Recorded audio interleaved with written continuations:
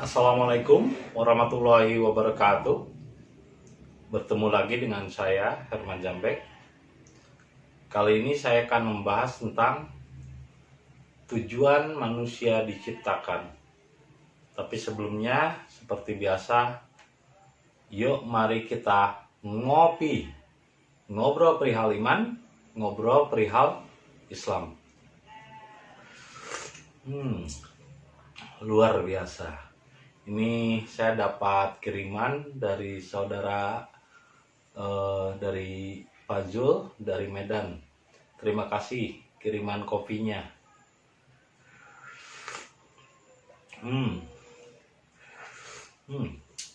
Kopi Medan luar biasa. Dengan ditemani rokok, kita harus menikmati hidup. Nah, kembali ke awal, yaitu tujuan manusia diciptakan. Pada umumnya, orang sudah menghafal, sudah tahu Allah. Tahu, tapi belum tentu kenal. Seperti tahu dengan misalnya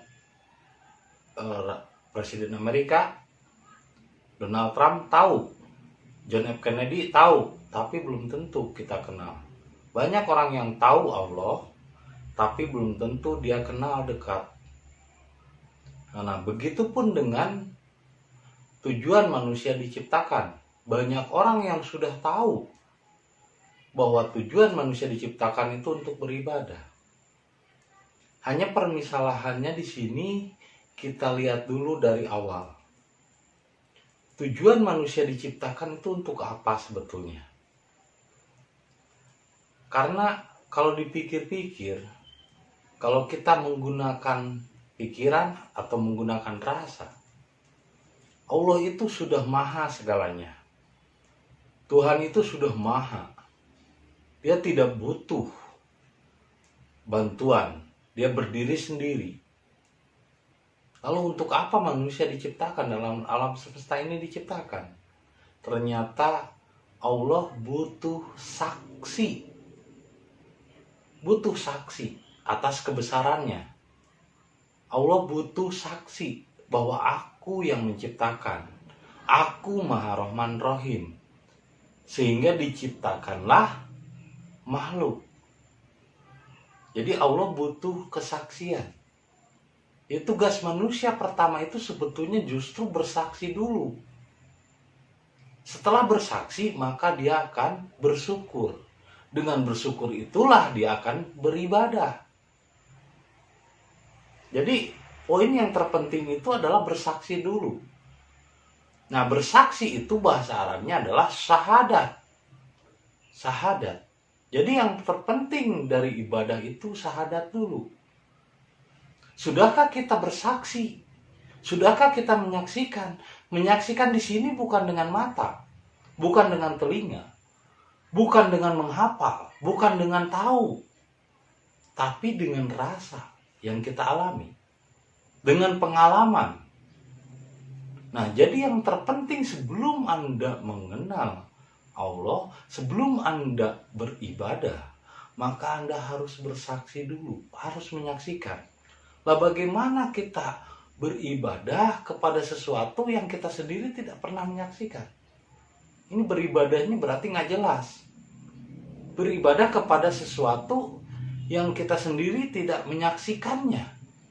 Kebenaran dari hasil dari apa yang kita ibadahi. Menyaksikan di sini juga bukan dengan mata, tapi dengan rasa. Jadi sebelum kita beribadah, maka kita harus bersaksi. Karena tugas manusia diciptakan di alam semesta itu adalah untuk menjadi saksi akan kebesaran Allah. Makanya poin terpenting dalam rukun Islam itu bersaksi. Syahadat. Syahadat itu lebih utama. Lalu setelah itu barulah sholat. Jadi benar sholatnya apabila benar syahadatnya. Jadi syahadatnya dulu. Kesaksiannya dulu. Nah, dalam kesaksian ini Rasul Mi'raj. Lalu bertemulah dan menyaksikan kebesaran Allah meliputi dirinya, di dalam diri yang paling dalam, di luar diri yang paling luar. Setelah Mi'raj, barulah ia mendapat oleh-oleh sholat. Ini seperti misalnya saya atau seorang guru ngaji pergi ke Sumedang, terus pulang dari Sumedang bawa tahu. Nah, sekarang bisakah murid-muridnya pergi ke Sumedang dengan naik tahu? Tentu tidak bisa, harus naik bus dulu ke Sumedang, barulah dia mendapatkan tahu dari Sumedang sebagai oleh-olehnya. Ini sama halnya seperti orang sholat untuk Mi'raj, harusnya Mi'raj dulu. Setelah Mi'raj barulah ia mendapatkan sholat yang benar. Sholat itu kan wajibnya, bukan sholat wajib ya. Sholat itu wajibnya terhubung dengan Allah. Jadi harus terhubung dulu dengan Allah, itulah sholat. Jadi harus syahadat dulu, harus bersaksi dulu, harus menyaksikan kebesaran Allah menggerakkan diri kita. Katanya di dalam sholat, wa nusuki wa mayaya wa yahya lillahi rabbil alamin, hidupku matiku hanya untuk Allah. Kenyataannya ketika kita berkomentar saja, kita masih menggunakan pikiran. Kita masih disetting oleh pikiran. Menurut pikiran saya begini. Nah, itu masih menggunakan pikiran, bukan oleh rasa, bukan oleh Allah. Maka di sini kita harus menyaksikan terlebih dahulu. Karena tugas manusia diciptakan itu untuk menjadi saksi. Makanya dalam Islam syahadat itu paling penting dan pertama. Bahkan sebelum sholat, syahadat dulu. Kalau syahadatnya benar, maka sholatnya pun akan benar. Jadi harusnya Mi'raj dulu, harusnya ke Sumedang dulu istilahnya. Setelah pulang dari Sumedang bawa oleh-oleh tahu. Kita nggak bisa ke Sumedang naik tahu. Jadi tidak bisa seseorang itu sholat untuk Mi'raj. Tapi Mi'raj lah, barulah ia mendapatkan sholat yang benar. Karena wajibnya sholat itu adalah terhubung dengan Allah, terkoneksi. Apakah kita ketika sholat begini terkoneksi dengan Allah? Padahal yang di tanda sholat itu begini menyerah. Allahu Akbar, menyerah. Mengangkat kedua tangan itu kan menyerah. Sujud, menyimpan pikiran di tempat paling rendah. Tapi kenapa ketika ada orang lain yang berbeda pendapat dengan mindset pikiran kita, kita marah? Dari situ kita bisa menyaksikan bahwa tidak ada Tuhan di dalam diri seseorang ketika dia dipenuhi kebencian. Karena Allah itu melahirkan dan menciptakan manusia ke dunia ini tanpa embel-embel yang lain. Ketika lahir, itu tidak bawa yang namanya kebencian. Ketika lahir, itu tidak membawa yang namanya perbedaan. Tapi kenapa setelah besar, setelah pikirannya mendominasi, beda pemikiran sedikit, ngambek. Beda paham sedikit, wah sesat. Ngecap, mudah mengecap orang lain sesat. Mudah mengecap orang lain kafir. Mudah mengecap orang lain munafik. Ini kenapa? Padahal Allah itu melahirkan manusia itu ketika lahir, ketika bayi, itu tidak bawa apa-apa, tidak bawa kebencian, tidak bawa kedengkian, tidak membawa perbedaan. Bayi yang lahir, suaranya yang bayi orang Indonesia dengan bayi orang Inggris, suaranya sama ketika lahir. Begitu suaranya sama, nggak ada. Tiba-tiba misalnya ngomong bahasa Jawa, bayi baru lahir ngomong bahasa Jawa. Semua bayi lahir dalam keadaan fitrah. Kullu waladin yuladi ala fitrah, walakin aba'uhum yajiduna majusai wa yahudi wa nasoro. Kullu waladin yuladu ala fitrah, walakin aba'uhum yajiduna majusi wa yahudi wa nasoro. Setiap bayi yang terlahir ke alam dunia ini ke dalam keadaan fitrah. Tapi karena bapak dan ibunya lah yang membuat dia majusi, Yahudi dan Nasrani, dan sekarang agama Islam. Jadi sebetulnya ketika bayi lahir nggak ada yang namanya perbedaan, nggak ada yang namanya tanda agama. Coba perhatikan, cek semua bayi yang lahir ke dunia ini, adakah tanda agama dalam bayi tersebut? Tidak ada. Lalu kenapa tiba-tiba setelah besar, beda agama ngambek, beda pemikiran marah. Kenapa kita diliputi kebencian? Bukankah Allah melahirkan dan menciptakan alam semesta ini dengan kasih sayang? Allah itu menciptakan alam semesta ini dengan kasih sayang, dengan cinta. Bahkan ketika kita mau naik motor, jutaan tahun sebelum manusia menggunakan motor, bahkan jutaan atau miliaran tahun sebelum manusia diciptakan, Allah sudah siapkan bahan bakarnya. Sudah siapkan bahan-bahan untuk kesejahteraan hidup manusia. Artinya Allah menciptakan manusia penuh dengan kasih sayang. Lalu kenapa? Hanya karena berbeda pemikiran, hanya karena berbeda agama, hanya karena berbeda keyakinan, kita menjadi saling benci. Padahal Allah menciptakan manusia dengan kasih sayang.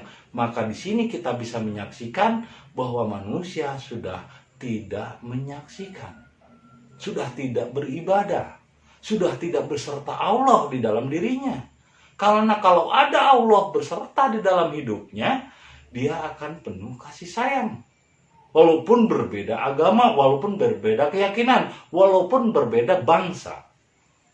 Karena Allah menciptakan manusia itu untuk saling mengasihi. Karena Allah menciptakan manusia itu untuk bersaksi bahwa Allah itu Maha Pengasih. Bukan untuk saling mencela, bukan untuk saling menganggap dirinya paling benar. Bukan untuk itu. Lalu bagaimana setelah mati? Kalau kita masih membawa keyakinan saya paling benar, pemikiran saya paling benar. Nah, katanya hidupku, matiku hanya untuk Allah. Tapi kenyataannya kita masih dikendalikan oleh akal pikiran. Dikendalikan oleh doktrin dan dogma yang masuk ke dalam pikiran. Ini kita berarti tidak bertuhan kepada Allah. Berarti kita tidak menyaksikan dengan rasa, tapi menyaksikan dengan pikiran. Menyaksikan dengan nafsu, sedangkan nafsu itu bersarang di pikiran. Pikiran ini sarangnya iblis, pikiran ini sarangnya jin, pikiran ini sarangnya setan yang selalu menggoda. Ketika ada orang yang menjelaskan kebenaran, pikiran ini selalu ingin merasa benar. Tapi kalau menggunakan rasa, maka benarlah dalam merasa. Jangan merasa benar. Merasa benar ini adanya di pikiran. Adanya di iblis. Iblis ini sombong. Merasa dirinya benar. Tapi kalau menggunakan rasa, kita bersaksi. Menyaksikan Allah yang hadir dan gerak di dalam hidup kita. Meliputi diri kita di dalam dan di luar. Maka kita akan menjadi benar dalam merasa. Itulah kesaksian. Itulah syahadat. Ya, tujuan manusia diciptakan ke alam dunia ini untuk menjadi saksi. Lalu setelah bersaksi dan menyaksikan bahwa kuasa Allah meliputi semesta ini, meliputi diri di dalam dan di luar, maka kita bersyukur dengan ibadah. Jadi ibadah itu adalah next step atau setelah kita menyaksikan. Nah, bagaimana kita ibadah tapi kita tidak tahu siapa yang diibadahi, apa yang kita ibadahi. Ternyata ibadah kita kalau masih menurut akal pikiran, menurut dogma, menurut doktrin agama, menurut kata kiai, katanya begini, katanya begitu, menurut kata orang lain, berarti kita beribadah kepada jin. Karena pikiran ini sarangnya jin. Sedangkan insan atau yang disebut manusia adalah orang yang memiliki jiwa dengan rasa kasih sayang. Makanya di dalam Al-Quran dijelaskan wa ma khalaqtul jinna wal insa illa liya'budun. Sesungguhnya aku ciptakan pikiran dan jiwa, jin dan insan, pikiran dan jiwa itu semata-mata semuanya untuk beribadah kepada Allah. Jadi aku ciptakan pikiran dan jiwa, karena pikiran dan jiwa ini bertentangan, berbeda. Ketika pikiran kita bangun, ketika pikiran kita melihat, menyaksikan, meraba, mendengar, maka jiwa kita tidur. Tapi ketika pikiran, hatinya, dan nafsunya tidur, maka jiwanya bangun. Maka adalah yang disebut mimpi. Itu sebetulnya jiwa. Jiwa manusia itu bangkit ketika pikirannya tertidur. Ketika sujud, makanya untuk beribadah kepada Allah, sujud. Simpan pikiran di tempat paling bawah. Berserah diri. Allahu Akbar. Ketika sholat pun begini kan, menyerah. Kalau ditodong orang kan begini, menyerah. Menyerah begini. Menyerah nggak ada yang begini. Nggak ada, aku yang paling benar. Itu mah menantang. Akhirnya terjadilah perselisihan. Kenapa? Karena banyak orang yang merasa benar. Harusnya kita itu bersaksi untuk benar dalam merasa. Bersaksi. Tujuan manusia diciptakan itu adalah untuk menjadi saksi. Semoga apa yang saya sampaikan kali ini meskipun singkat dapat menjadi hidayah bagi kita semua. Terima kasih atas kesediaannya menonton channel video saya. Saksikan dalam video-video berikutnya. Assalamualaikum warahmatullahi wabarakatuh.